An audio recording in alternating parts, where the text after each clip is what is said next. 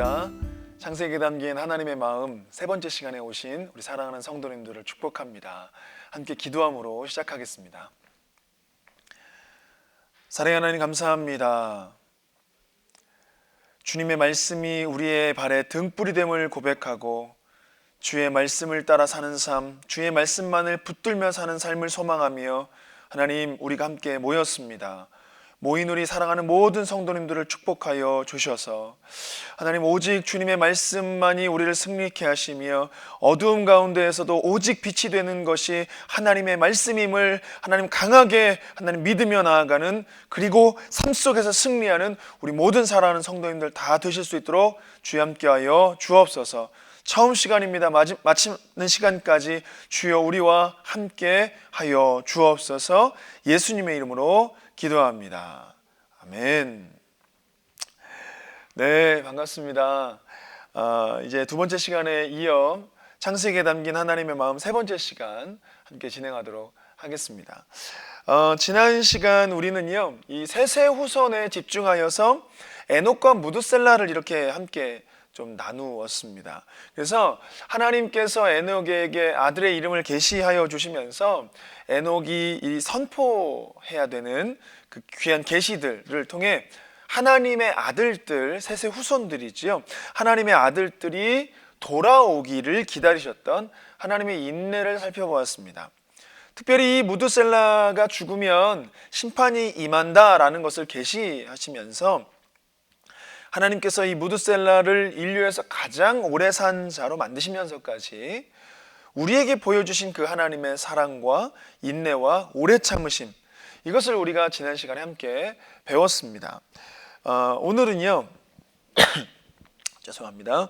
오늘은 그의 셋의 후손이 이제 노아에게 명령하신 방주 짓는 사명을 통해서 하나님께서 이 방주의 사건을 통해 우리에게 무엇을 말씀하시려고 하시는가, 어떤 마음을 우리에게 보여주시고자 하는가 나누는 시간을 갖도록 하겠습니다.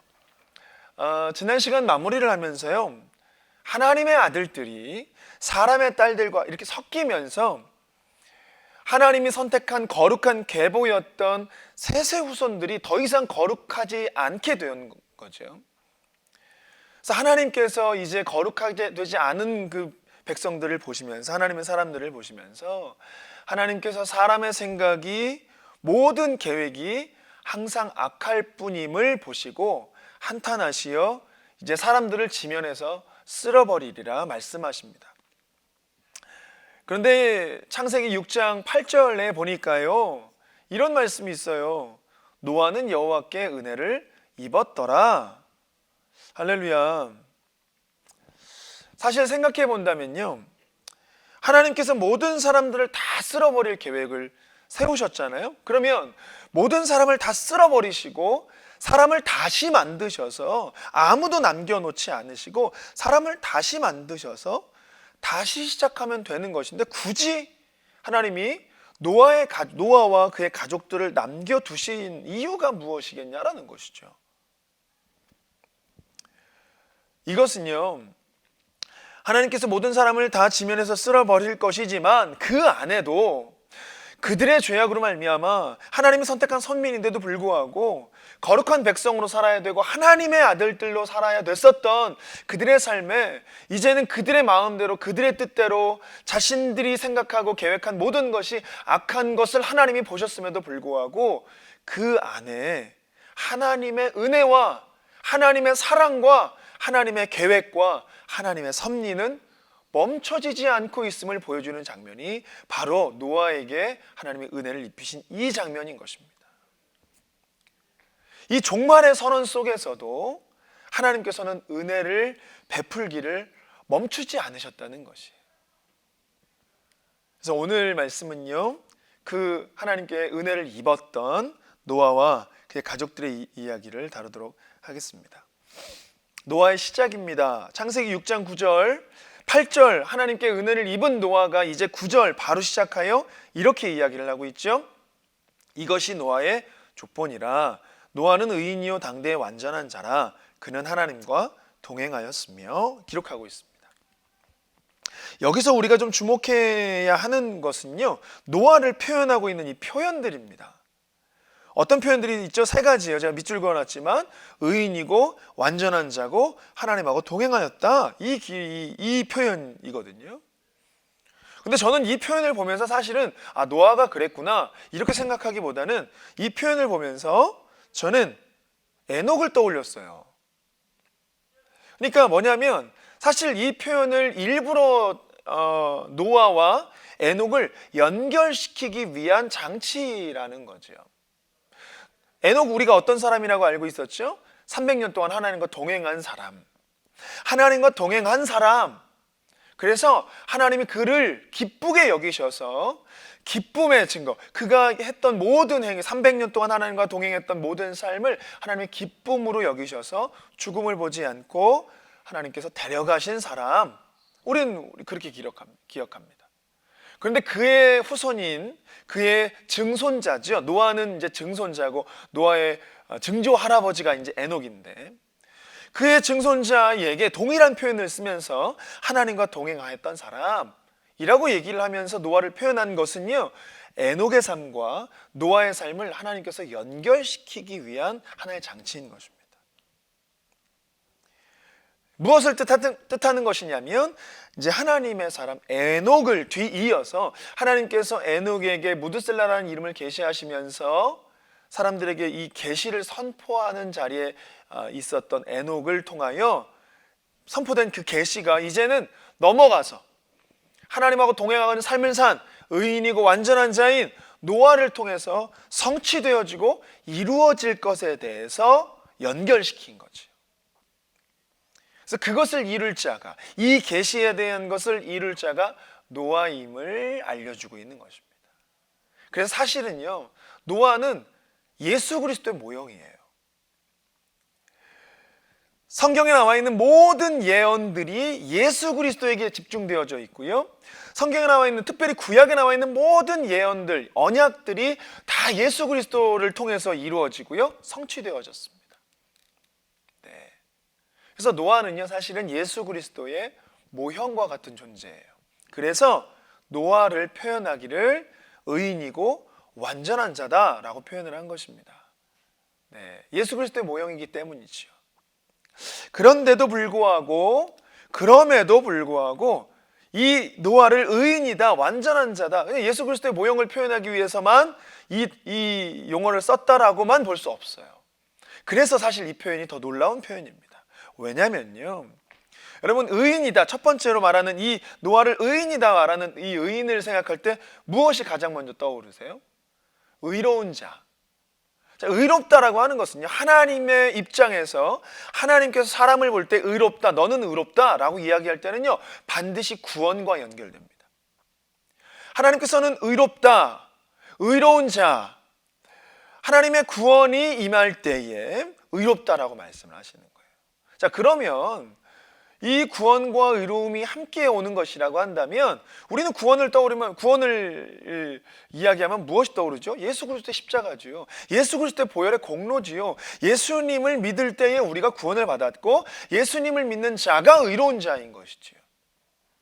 그러니까 여기에서 말하는 이 의로움이라고 하는 것은 예수 그리스도를 말미암아 그를 믿는 모든 자들이 의로움, 이걸 말하는 건데 이 표현을 구약에서 사용하고 있다는 게 사실 놀라운 거예요. 왜냐하면 구약에서는 아직 예수 그리스도를 통한 구원이 실현되지 않았잖아요. 그런데도 불구하고 구약에서 이 의인의 표현, 의로움에 대한 표현이 사용된 것은 참으로 놀라운 표현인 것입니다. 구약에 3대 의인이 있죠. 에녹과 노아와 그리고 욥입니다. 그들을 하나님 당대의 의인이라 말씀하셨어요. 그럼 왜 하나님께서 이들을 의롭다라고 표현을 하셨을까? 그리고 예수 그리스도를 통한 의가 아닌데 그 의인이라, 노아를 의인이라 표현했으면 이는 구원받은 백성이다 라는 표현일 텐데 구약의 의인은 뭘까? 구약의 의인됨은 뭘까? 이것을 우리가 살펴봐야 하겠습니다. 자, 말씀드린 것처럼 노아를 표현하는 의인은 예수 그리스도를 통한 의가 아니라는 거예요. 그러면 여기에서 말하는 그 표현하는 의는 어떤 의미일까요?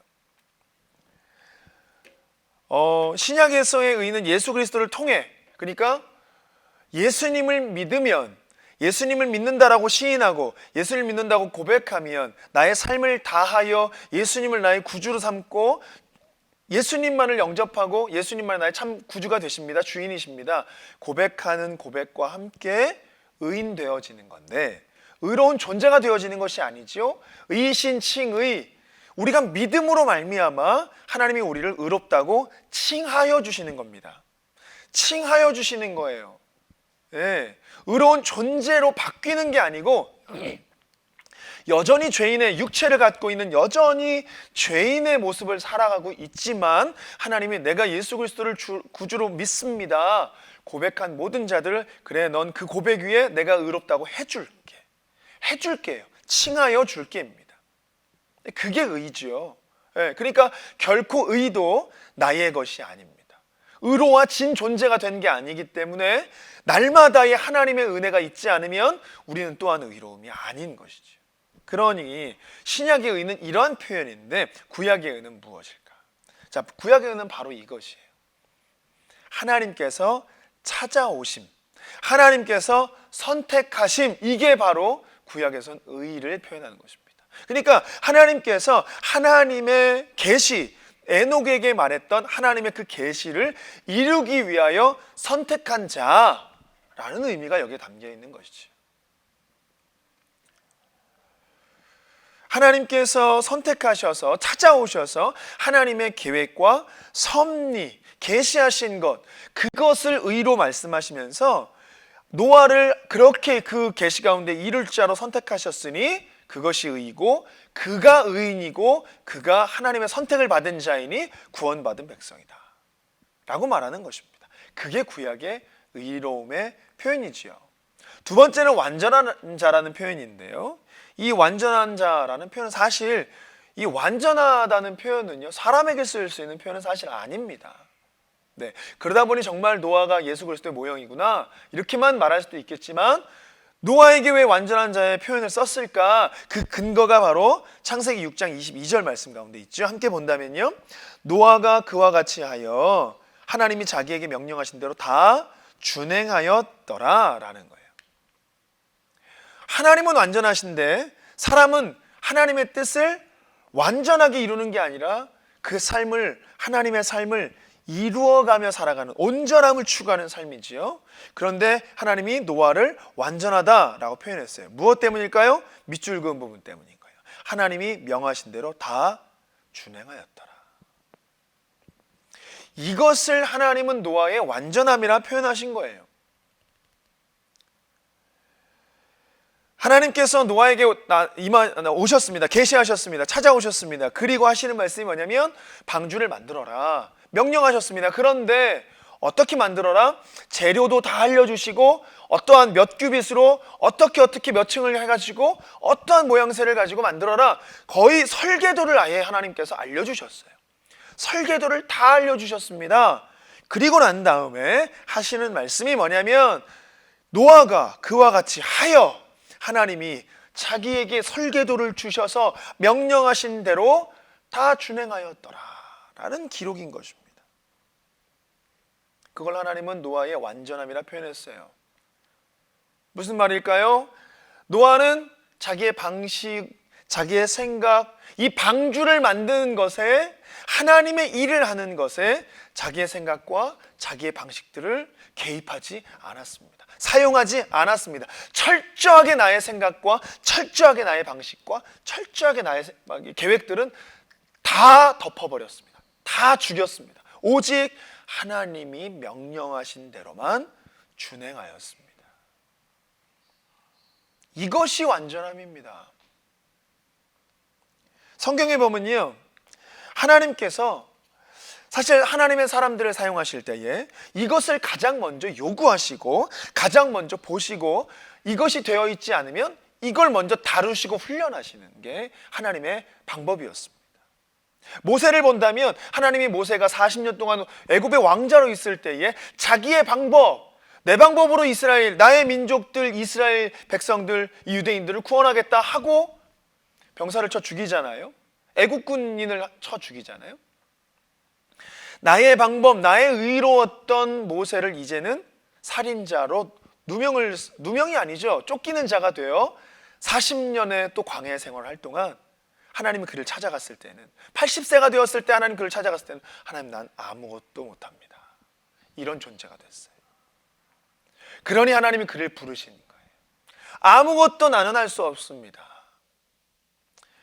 하나님이요, 하나님의 사람들을 선택하시고 하나님의 방법을 이루실 때, 하나님의 뜻이 그의 삶에, 선택한 사람의 삶에 하나님의 뜻이 이루어질 때가 언제냐면요, 바로 이때예요. 하나님, 나는 아무것도 못합니다. 나는 아무것도 아닙니다.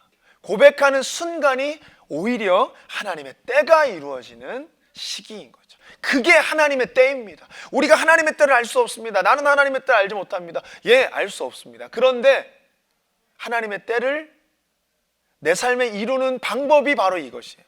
내가 아무것도 할 수 없습니다. 나는 아무것도 아닙니다. 내 생각, 내 방법 아무것도 사용하지 않겠습니다. 오직 주님, 하나님 말씀하신 명령 따라 준행하는 삶을 살겠습니다. 그때 비로소 하나님이 우리의 삶에 역사하시는 줄 믿습니다.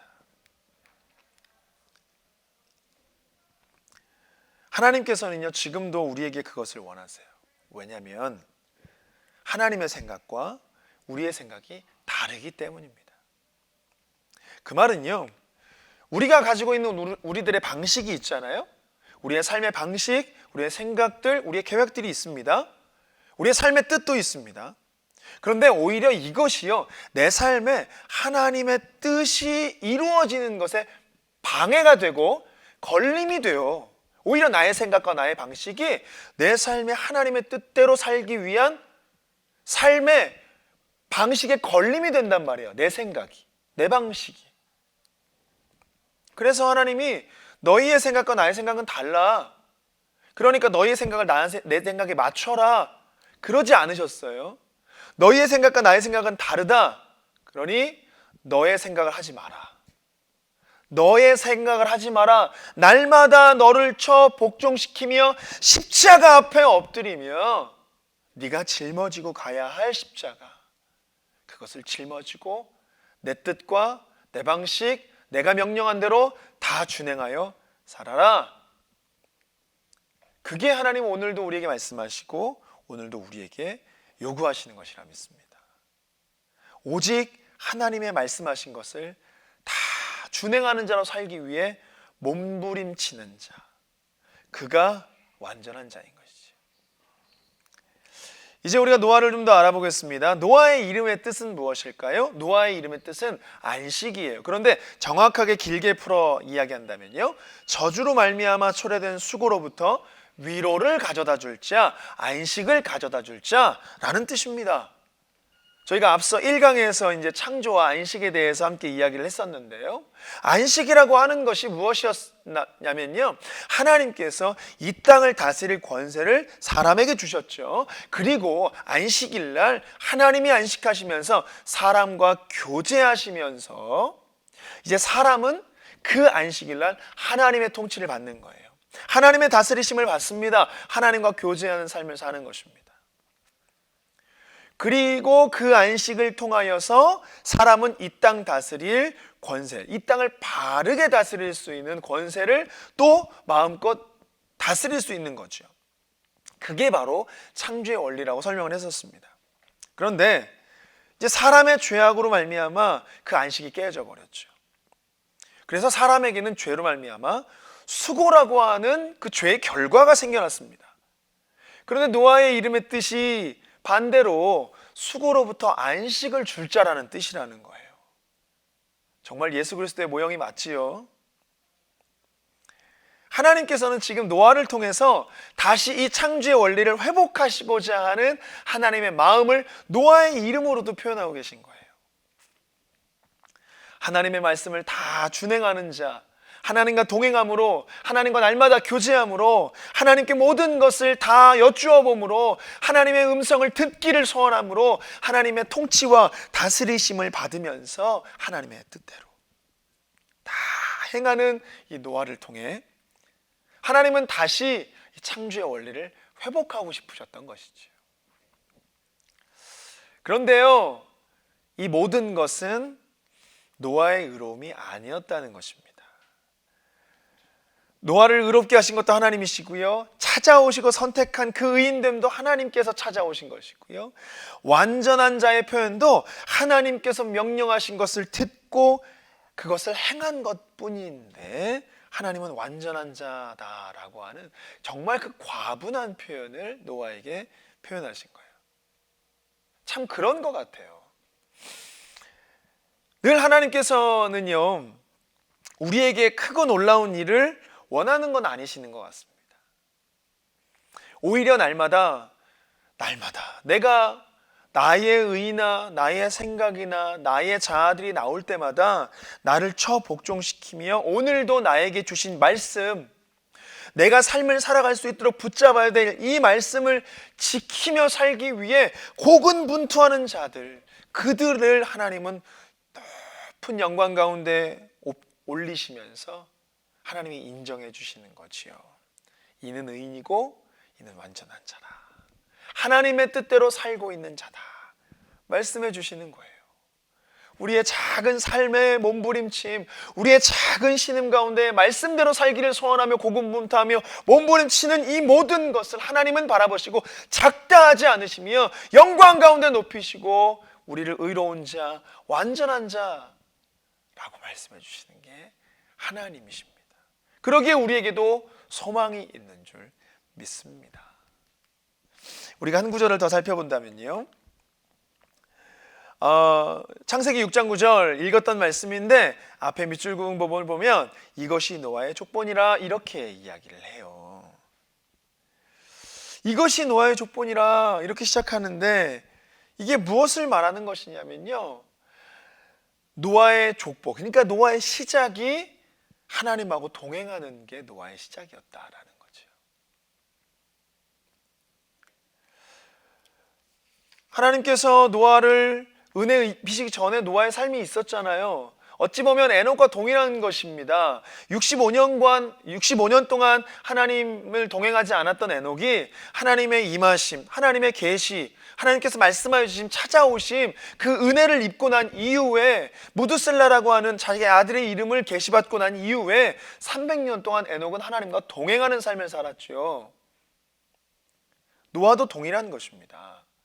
노아의 진짜 시작이 무엇인가, 노아의 족보다 하라고 얘기하면서 누구를 낳고 나오지 않아요. 사실 그 족보는 창세기 10장에 가서 나옵니다. 근데 여기에서 족보라는 말이 나왔단 말이죠. 왜일까요? 하나님하고 동행하는 게 진짜 시작이기 때문이지요. 우리에게도 마찬가지입니다. 우리의 삶의 시작은 하나님하고 동행할 때 그것이 진짜 우리의 삶의 시작인 것입니다.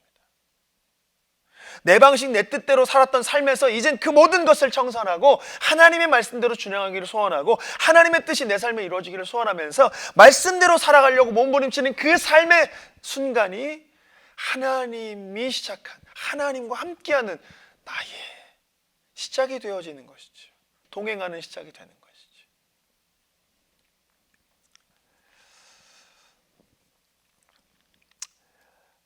네.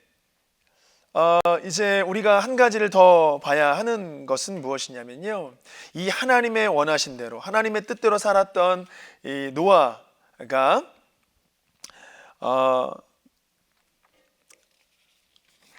에녹이 이제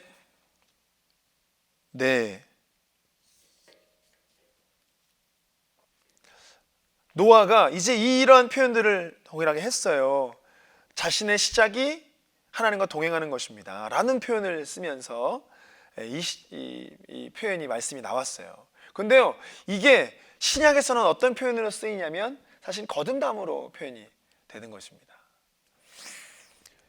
하나님을 몰랐던, 하나님을 알지 못했던, 하나님의 뜻대로 살지 않았던 순간에 하나님이 이제 찾아오셔서 하나님 말씀하셔서 하나님의 계시를 받고 그 이후의 삶을 하나님하고 동행하는 삶을 사는 것, 이게 거듭남인 거예요. 예수님을 몰랐던 이전과 이제 예수님을 영접하여 구원 백성이 된 이후의 삶이 다른 것을 말하는 것입니다. 그것이 정말 우리의 시작이라는 거죠. 그러니 하나님하고 동행하는 것만이 진짜 신앙이고 그리스도인의 삶이 되는 줄 믿습니다. 이제 우리 노아의 이 방주를 좀 이제 보겠습니다. 노아의 방주를 살펴볼 건데요. 우리가 노아의 방주가 어떻게 만들어졌는가, 몇 년간 만들었는가, 뭐 이런 사실을 다루는 것도 사실 중요하지만 저희는 지금 창세기에 담긴 하나님의 마음을 읽는 강의이니까 우린 그것보다 이 방주를 통해서 하나님께서 보여주시고자 하는 것이 무엇인가를 다루도록 하겠습니다. 자, 잘 아시듯이요, 방주는 예수 그리스도를 상징하지요. 구원의 상징입니다.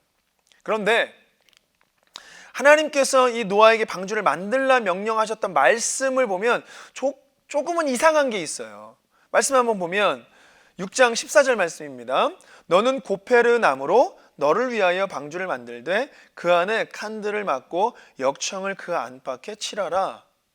자, 분명히 방주라고 하는 것은요, 예수 그리스도 그 구원의 상징이라고 말씀드렸는데, 그렇다고 한다면요, 이 방주를 만드는 것은 온 인류를 하나님께서 구원할 계획 가운데 담겨 있는 계획이에요. 그래서 이 방주, 예수 그리스도, 이것은 모든 이들을 위해서 만들어져야 되니까 구원을 위하여, 온 인류를 위하여 만들어라, 이렇게 표현하셔야 되는 것을, 왜 방주를 너를 위하여 만들어라, 노아 너를 위하여 만들어라, 왜 이렇게 하나님은 표현을 하셨을까요? 왜 노아에게 너를 위해서 만들어라 라고 말씀하셨을까요? 우리는 하나님께서 노아에게 방주 만들 사명을 주셨다고 생각합니다. 그래서 하나님께서 우리에게도, 우리의 삶에도, 우리의 신앙 가운데에서도 하나님께서 우리에게 사명 맡겨주셔서 우리는 그 맡겨진 사명을 감당하면서 살아간다고 생각하죠. 그러나 우리가 한 가지 생각해 봐야 되는 것이 있는데요, 정말 우리가 하나님께서 맡겨주신 그 사명을 어쩔 수 없이 감당하면서 하지 않으면 안 되기에 하나님의 일들을 이루어 가 드리고 있는 걸까요?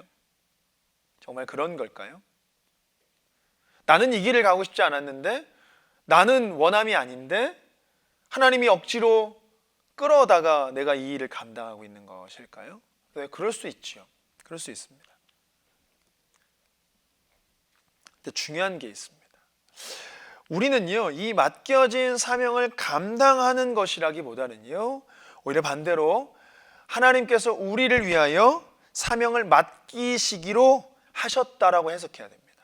하나님이 나 때문에, 나를 위해서, 내가 사는 방법이 하나님의 사명을 감당하는 것이기에 나를 위하여 사명을 맡기셨다는 거예요.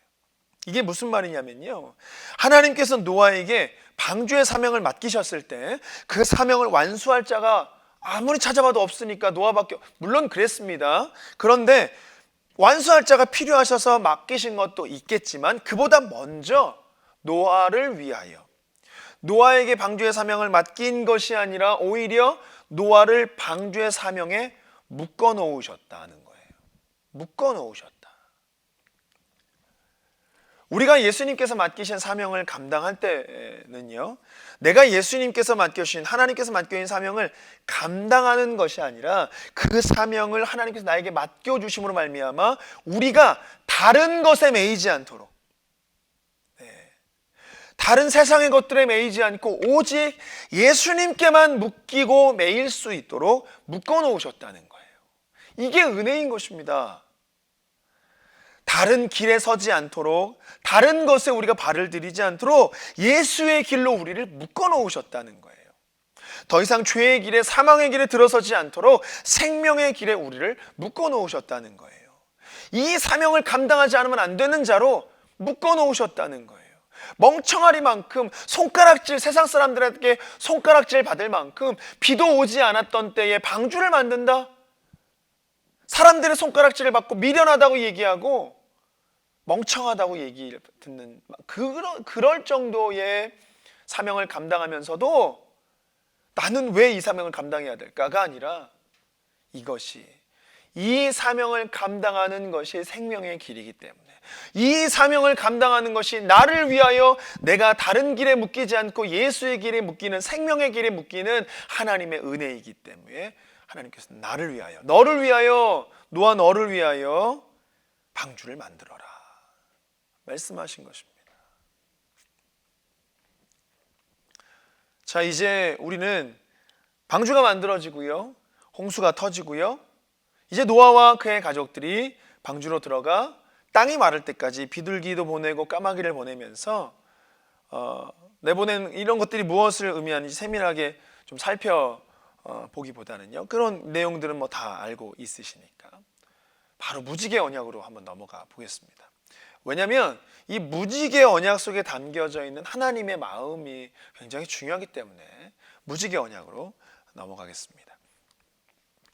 네, 창세기 9장 13절 말씀에 보면 내가 내 무지개를 구름 속에 두었나니 이것이 나와 세상 사이의 언약의 증거니라 라고 말하고 있어요. 하나님께서요 이제 홍수 이후에 노아와 그 가족들을 참 그들이 가질 수 있는 그 두려움에 하나님 주목하셨습니다. 그리고 그들에게 약속하시기로 그 두려움을 치유하여 주시기 위해서 동원하였던 약속의 상징이 더 이상 내가 물로 심판하지 않을게, 더 이상 내가 인류는 물로 심판하지 않을게 라고 말씀하셨던 그 상징인 무지개의 언약을 하시는 거였습니다.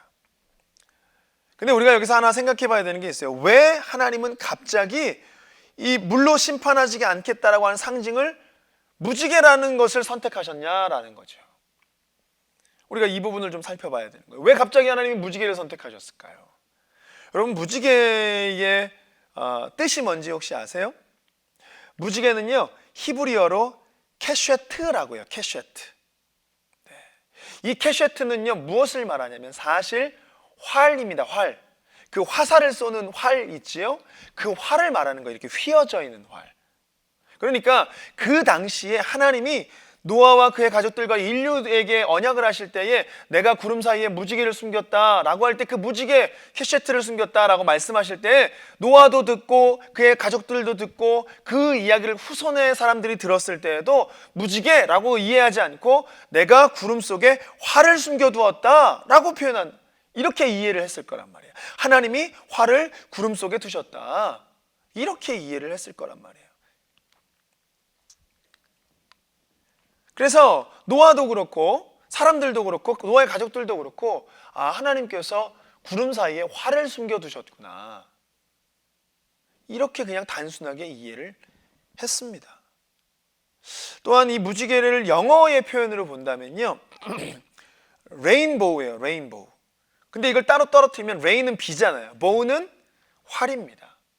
그래서 비화살로 활을 당겨서 심판했던 그 홍수의 사건을 하나님께서 비라고 하는 화살을 사용하셔서 이 땅에 홍수, 비화살을 쏟아부어서 홍수가 나게 됐다. 심판이 임했다. 라고 하는 표현을 레인보우라고 표현한 거예요. 그 당시에 사람들은 그 레인보우 무지개를 보면서 이 캐시트, 이 무지개를 보면서 하나님이 활을, 그러니까 이 땅에 하나님께서 심판을 내렸던 무기를 이 땅에 홍수 심판을 내렸던 그 무기를 구름 사이에 숨기셨다, 가리셨다, 더 이상 물로 심판하지 않겠다 하나님께서 가리셨구나, 숨기셨구나 라고 생각했다는 거예요. 더 이상 심판하지 않겠다, 더 이상 너희를 심판의 대상으로 삼지 않겠다 하나님께서 말씀하셨다는 겁니다. 그런데 이 말에 우리가 한 가지 더 중요한 의미가 한 가지가 담겨 있습니다. 우리는 오늘 그걸 이 무지개를 통해서 이 무지개 언약을 통해서 우리는 그걸 살펴봐야 돼요. 노아와 그의 가족들 그리고 그의 후손들이 그리고 더 나아가서 지금도 우리가 무지개를 바라볼 때에 우리는 무엇을 생각해야 하는가? 하나님이 이 땅에 물로 심판한 적이 있었는데 더 이상 물로 심판하지 않으시겠다 말씀하시며 그 활, 심판했던 무기였던 그 활을 감추셨다, 가리셨다, 구름 속에 숨겨두셨다, 더 이상 물로 심판하지 않으시겠다. 그냥 그 정도의 약속의 상징으로 우리는 알고만 있어야 하냐는 것이죠. 그렇지 않다는 거예요. 한 가지가 더 숨겨져 있는 비밀이 있습니다. 우리는 그냥 물의 심판의 약속으로만 국한시켜 무지개를 이거는 그냥 무지개 이렇게 할 수 있는데, 그런데 사실 이 무지개 언약은요 예수 그리스도의 십자가 사건을 계시하는 거였습니다. 이 무지개 언약은요 사실은 예수 그리스도에게 집중되어진 언약이었어요. 내가 예수를 이 땅에 보내마 라고 말씀하셨던 언약 중 하나가 바로 이 무지개 언약이었다는 것입니다. 말씀드렸습니다. 그 당시 사람들이 무지개를 볼 때에 활이라고 생각한다고 했어요. 아, 활이구나.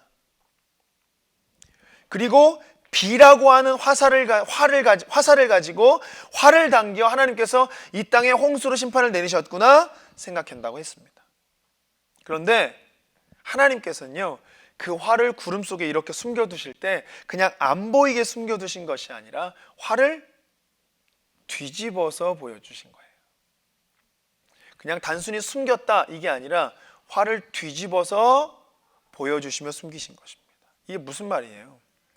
원래 활이 이 세상을 향해 사람들이 생각할 때에 홍수, 비라고 하는 화살을 쏟아내리실 때 활은 어떻게 되어야 할까요? 이 땅을 향한 이런 모양이 되어져야겠죠. 이 땅을 향한 모양으로 아래를 향하여 비가 쏟아지는 것이겠죠. 그러니 활의 모양은 이렇게 아래를 향하여 휘어져 있어야겠습니다.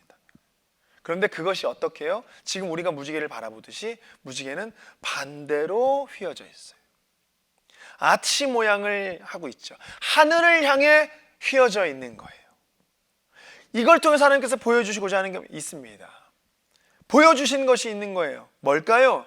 바로 이제는 더 이상 물로 심판하지 않겠다 라고 말하는 것 뿐만 아니라 이제는 인류를 심판하지 않고 이제 인류가 받아야 될 모든 심판, 모든 죄악, 이 모든 것을 하늘, 나에게 돌리겠다. 내 스스로가 그 모든 것을 받겠다.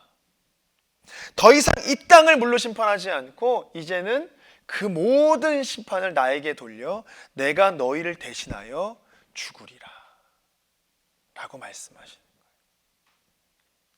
즉 독자 예수 그리스도를 대신 죽게 하여서 심판받아 마땅한 우리의 죄악들을 다시는 너희들에게 돌리지 않겠다. 너희들에게 다시는 그 죄악을 돌리지 않고 나 스스로 그 모든 죄를 내가 대신 짊어져 그 모든 죄를 내가 대신하여 죽겠다. 십자가의 언약이 바로 무지개 언약이었던 것입니다. 그 장면인 거예요. 이게 하나님의 마음입니다. 이게 하나님의 뜻인 것입니다. 타락한 인류를 끝까지 은혜를 내려주시며 포기하지 않으시는 하나님의 마음. 심지어 인류가 스스로 선택한 이 죄악들까지도 하나님께서 독자 예수 그리스도 자신에게 모든 죄를 돌리며 너희에게 다시는 죄를 돌리지 않을게. 내가 대신 너희를 위하여 죽으마. 작정하신 언약이 바로 이 무지개 언약이라는 것입니다.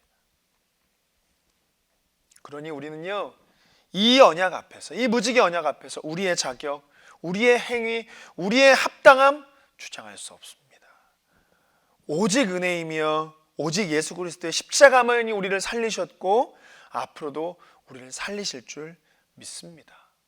그래서 우리는요, 이 무지개를 볼 때마다 그걸 생각해야 돼요. 무지개를 볼 때마다 우리는 그 은혜를 기억해야 돼요. 아, 하나님의 은혜, 예수 그리스도의 십자가의 은혜, 우리를 위해서 대신 죽기로 약속하신 언약이 저 무지개에 담겨 있구나.